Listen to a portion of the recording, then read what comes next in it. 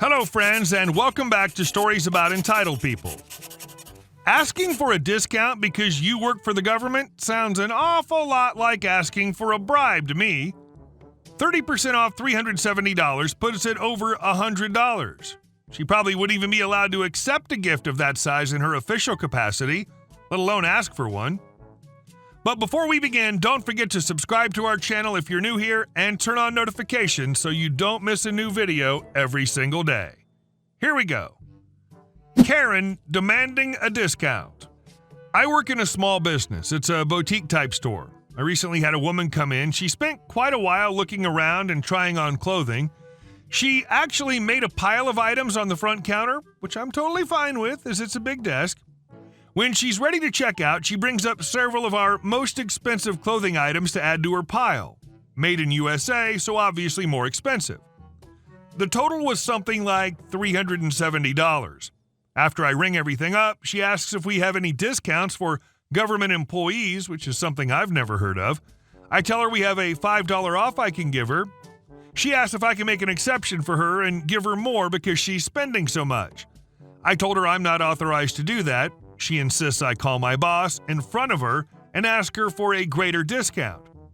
She said she wanted 30% off.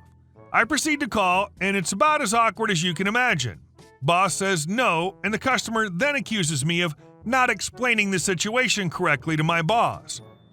She says she guesses she'll buy the items. As I'm taking off the $5 I'm allowed to, she adds about another $25 worth of items from the front. So clearly she had the money to pay for everything with no discount. She just wants to coerce a discount out of me. I was honestly fuming. I'm curious if this has happened to any of you. And our second story.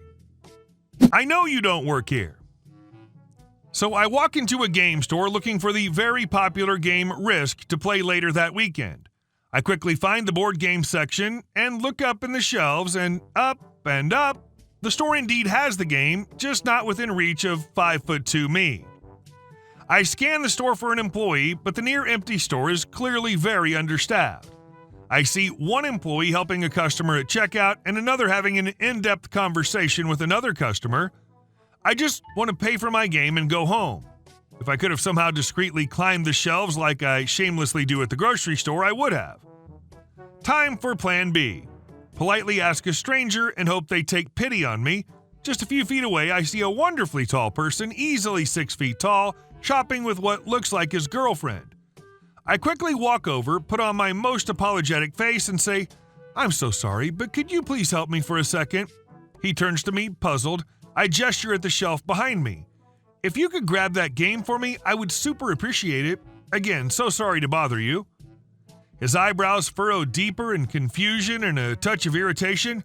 "I don't work here," he tells me firmly but not unkindly. Before I can answer, his girlfriend nudges him and she says, "Babe, she knows you don't work here. She's asking 'cause you're tall." Our eyes meet, and in that moment, mine said, "Thank you, fellow short person," and hers responded, "I got you, and I know you're paying, comrade." Tall boyfriend, sheepishly and very easily, grabs the game I requested. I thank the couple, share a last commiserating grin with the girlfriend, and head to checkout. If you're reading this, kind strangers from the store, thanks again. Also, astute girlfriend, you were my hero that day. Thank you. Some people have physical challenges that are not obvious for everyone to see. And our next story. What is and is not a black belt? Several years ago, I worked for the best company to buy electronics from. I am a simple man, and I care very little for how I dress. The only thing I ask is that I'm allowed to at least a tiny bit of personal expression.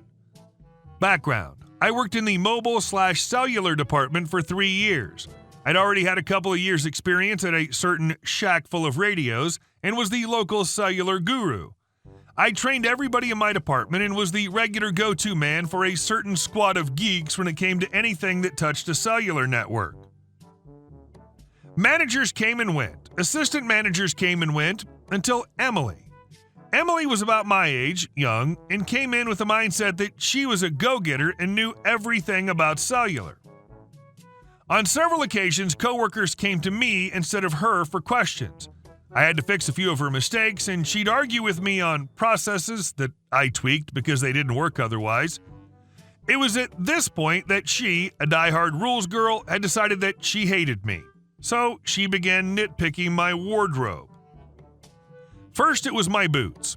I like work boots. They have ankle support, and she had taken away our ability to sit during the day, so I needed comfy shoes. They were not dress code as they were not black. Okay, well, that's fine. I switched to black shoes, occasionally forgetting whenever she had a day off. Then she committed a grievous sin. She attacked my belt. Belts were required by dress code, and they were required to be black belts. My belt was a black belt with Deadpool logos all around it because I'm a diehard Marvel fan. Emily, I'm giving you a warning about that belt. Dress code says you need to wear a black belt to work. Me, it is a black belt. It's just got a logo around it. Emily, well, it needs to be all black. Me, nowhere in the dress code does it say that. It technically says it's up to the GM's decision. Besides, what about coworkers 1 through 5 who all wear patterned belts? Emily, this is my decision, and I say you need a black belt.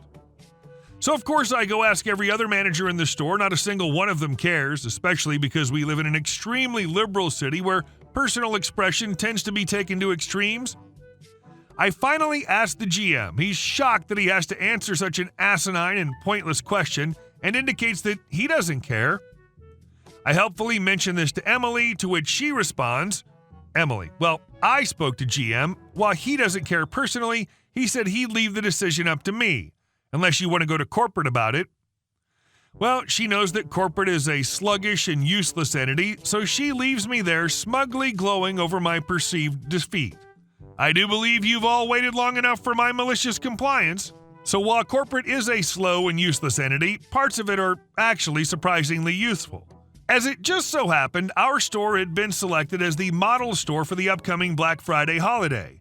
Weeks of planning and reorganizing and laying out all got crammed into one stress-filled week as corporate was going to visit. Now, I cannot even begin imagining giving a crap who the vice president of whatever giant company I'm working for is. There's so many layers between me and them that there isn't any situation in which I could imagine myself caring about this person who gets paid to sit on their butt while plebes like me do all the work. Unless you're somebody who believes that their entire future lays in that company, unless you're someone with that weird obsessive ambition to move into management and retail as a life goal, unless you're somebody like Emily. The fateful day comes and everything is going just as scheduled. I'm wearing my Deadpool belt that I've already been written up for 3 times, watching as this supposedly very important person rolls into the building. Immediately, he's swarmed by every worker with an even mildly brown nose. Now, before this, I'd been getting death glares from Emily like crazy. She knows I'm up to something and has already promised to write me up once the vice president has left. Midway through their lap around the store, they're right in front of my section. That's when I take Emily's advice to heart. I walk up to the crowd of managers, elbow my way through to the vice president, and ask me, "Hey, Mr. VP, do you mind if I ask you a brief question?" Now, keep in mind, this man is looking at me as if a rat or some other such vermin has attempted to communicate with him. This is not someone who can really remember the last time he's been addressed by a commoner such as myself. VP, go ahead. Me. So lately I've had some disagreements with Emily. I pointed her about the dress code with the belt. Dress code says to wear black belts, but doesn't specify entirely black belts.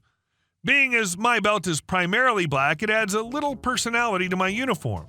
I believe it to be fine for me to wear, but despite agreement from all other managers here, Emily insists on writing me up for wearing it. What's your opinion on the matter? The VP glares at me and Emily. VP, I don't care. Seems fine to me. Me, thank you. I leave the group. Emily's face is red enough that my colorblind butt can see it, and the other managers sigh and forge on with the tour. Yes, I got a talking to by the GM, but at that point he couldn't afford to lose anyone pre-Black Friday, and the issue got forgotten after the insanity of the holiday. From that point on, I was allowed to wear my belt. And our last story. This is my house, and I'm not giving you the keys. For context, I am female 24 and just bought my very own condo. I took out a loan that I'll have to pay back over the next couple of years, but I looked at, bought, etc. the condo myself. My mother, female 53, had nothing to do with it. Now, my mom has always been entitled. When I first moved out, she tried to force me into giving her keys to my new place, which she kept referring to as her apartment.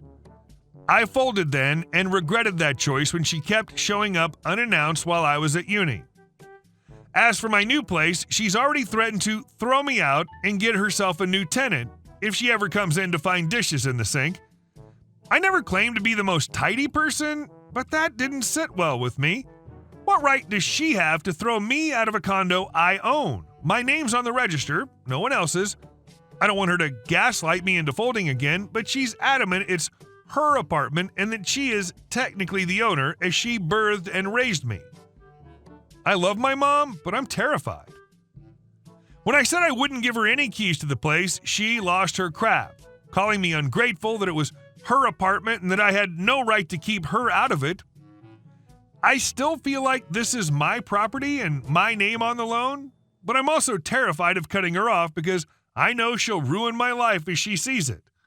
She once called the police to do a wellness check on me because I was in the tub and didn't respond to her messages quickly enough.